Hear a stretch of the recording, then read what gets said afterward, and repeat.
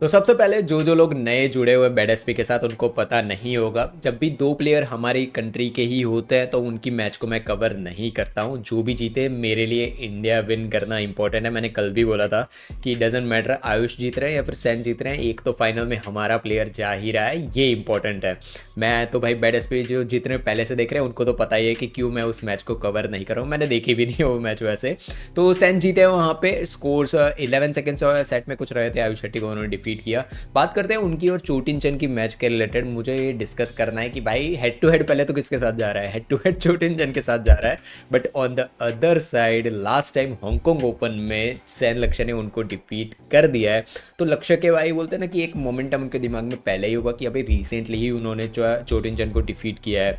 देखो दो point of view यहाँ से निकलते हैं। पहला है स्ट्रेट टू सेट, ये बोलते हैं ना कि जो विन किया है उन्होंने आयुष शेट्टी के सामने लक्ष्य सेन ने, ये स्ट्रेट टू सेट थी। और चोटिन चंद भाई बहुत मैराथन मैच हुई है भाई, मैराथन मतलब 1 आवर 21 मिनट्स की मैच हुई है, लग गए भाई दोनों प्लेयर के बराबर के, बहुत लंबे पॉइंट हुए हैं। एंड डजेंट मैटर अलवी जीते होते या फिर चो जीते होते, दोनों के दोनों प्लेयर टायर्ड होंगे 110%। बट जो चीज़ चोटिन चंद के रिलेटेड है ना कि भाई वो कितने भी टायर्ड है वो कभी आपको कोर्ट में गिविंग अप कर मतलब गिव अप करते हुए देखोगे नहीं आप कभी भी उनको, ये चीज़ है भाई जो है वो है। बट अगर इन दोनों के बीच में डिस्कशन किया जाए कि कौन जीतेगा कौन नहीं, तो मेरा जो बायसनेस है वो तो हमेशा रहने वाला है हमारे इंडिया के साथ।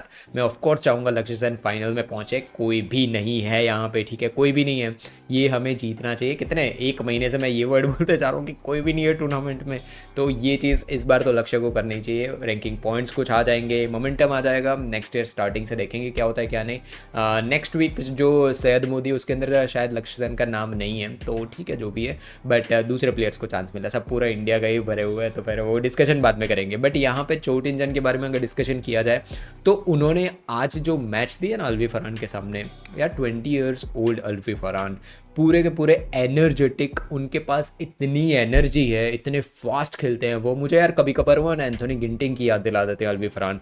उनके साथ इनकन्सिस्टेंसी का इशू है, 110% इशू है कि भाई कोई टूर्नामेंट के अंदर वो सेमीज पहुंच जाएंगे, किसी टूर्नामेंट में स्टार्टिंग में ही बाहर हो जाएंगे, ये इशूज़ हैं अलवी फरहान के साथ। बट एक और चीज़ है कि यंगस्टर्स, जब यंगस्टर्स आप देखते हो ना तो देखोगे कि भाई यंग है वो थकेगा नहीं, पहला तो बहुत कम थकेगा क्योंकि भाई एनर्जी भरे होता है यंगस्टर्स। वहीं पे आते हैं चोटिन चंद, यार 35 ईयर्स है, अभी 32 एज के प्लेयर्स है वो छोड़ ही देते हैं मैच, वो पार्टिसिपेट ही हारने के लिए करते हैं, ठीक है। इतनी एज पे जो प्लेयर्स पहुंचते हैं ना वो लोग हारने के लिए ही पार्टिसिपेट करते हैं, ठीक है।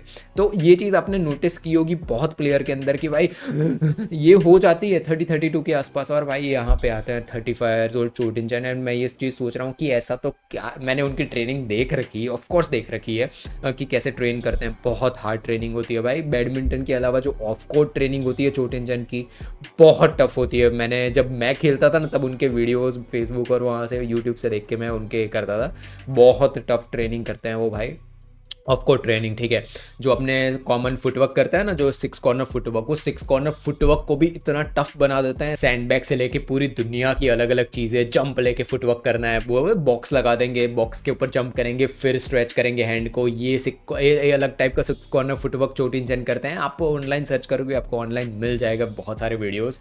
तो यार मैं बिल्कुल भी नहीं सोच रहा था कि अलवी फरहान को वो थका देंगे यार, लिटरली चोट तो थके हुए थे ही। यही चीज़ बोलते हैं ना कि अगर रिकवरी 110% हो गई, जो मुझे जहाँ तक लग रहा है होनी चाहिए, यार इंटरनेशनल प्लेयर है, इसी के लिए तो ये लोग ट्रेन कर रहे होते हैं। बट एक एज जाती है ना उसके बाद रिकवरी भी स्लो हो जाती है, इसीलिए बोला जाता है कि यंग हो जब तक, 23-24 तक जब तक आपकी एज पहुँच रही है तब तक आपकी बॉडी जितना जल्दी हो सके उतना जल्दी रिकवर कर जाएगी, सब कुछ हो जाएगा। तो तब तक बोलते हैं ना कि अपने पीक पर पहुँच जाओ। Example is perfect example is An Se-young, Viktor Axelsen, ये सारे लोग देखो यंग एज पे कहाँ पे पहुँचे हुए थे, पीवी सिंधु, ये सारे लोगों को देखो 18, 19, 20 पे क्या भाई खतरनाक झंडे गाड़ रहे थे लोग, पूरी दुनिया को तबाह कर रखा था उन लोगों ने अपनी इस एज पे, 19, 20, 21 की एज पे। यही होता है, यही चीज़ है कि यही एज के आसपास परफॉर्म कर लो, उसके बाद तो भाई रिकवरी में इशू आने वाला है। तो चो अगर प्रॉपर रिकवर हो गए तो हमको एक थर्ड सेट देखने मिल सकता है। मैं मिल सकता है इसलिए बोल रहा हूँ क्योंकि लक्ष्य सेन अगर फुल ऑन रिदम में हुए तो चांस नहीं देंगे वो, ये चीज़ है वो है जो है वो है भाई। लक्ष्य सेन रिदम में होंगे तो चांस नहीं देंगे चो को।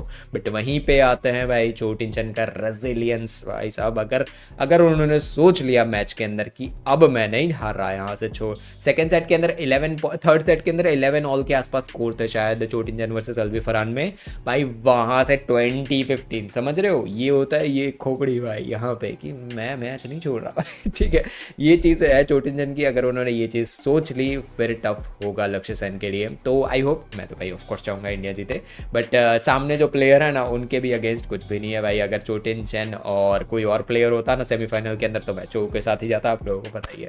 तो कमेंट में लिख दो आपको क्या लग रहा है, लक्ष्य जीतेंगे या फिर चो जीतेंगे। मिलेंगे नेक्स्ट वीडियो में, तब तक के लिए बाय बाय, जय हिंद, धन्यवाद। सो ली ज्यूरी वर्सेस कैरोलिना मरिन, अगर ली ज्यूरी की गेम प्ले आपने नहीं देखी है तो बहुत कुछ मिस कर रहे हो आप। इस वीडियो में मैंने प्रॉपर एनालिसिस कर रखा है।